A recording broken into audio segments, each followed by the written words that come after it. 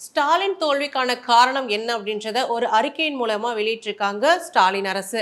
அது என்ன அப்படின்னா, மக்கள் விஜய் மேல ஒரு அளவு கடந்த பாசத்துல இருக்காங்க. அதாவது விஜய்க்கு செல்வாக்கு அதிகம் அப்படின்ற ஒரு விஷயத்த திமுக அரசு ரொம்ப குறைவா மதிப்பிட்டதாகவும், முக்கியமா பெண்களுக்கு ஒரு ஈர்ப்பு கலந்த ஒரு விசுவாசம் இருக்கு அப்படின்றதையும் மறந்ததாகவும் குறிப்பிட்டிருக்காங்க.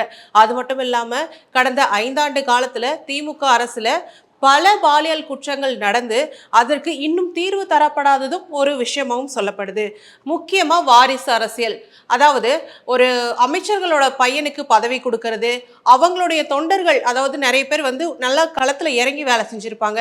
ஆனா அவங்க யாருக்குமே அதுக்கான அங்கீகாரம் கொடுக்காம, முக்கியமா பார்க்கப்பட்ட சில அமைச்சர்களுடைய பசங்களுக்கு மட்டுமே பதவி கொடுத்ததும் ஒரு மிகப்பெரிய விஷயமா பார்க்கப்பட்டிருக்குன்னு சொல்றாங்க. அதே மாதிரி ஏதாவது ஸ்கூல் காலேஜஸ் அந்த மாதிரி போகும்போது அமைச்சர்களும் சரி, ஸ்டாலின் அவர்களும் சரி, இந்த சாக்லேட்டை தூக்கி போடுறது, கை கொடுக்காம இருக்கிறது, அப்புறம் அமைச்சர்கள் ஒரு பெண்ணோட தலை மேல இப்படி நோட்டீஸ் அடிக்கிறது, இந்த மாதிரியான சில விஷயங்களும் திமுக அரசு மேல கடும் கோபத்துல இருக்கிற மாதிரியும் காட்டப்படுது.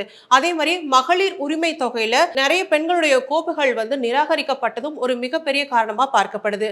இது மாதிரியான பல விஷயங்கள் தான் திமுக கடந்த தேர்தலில் தோல்வி அடைந்ததுக்கான பெரும் காரணமா அவங்களுடைய ஆய்வுக்குழு அறிக்கையில வெளியிட்டிருக்காங்க.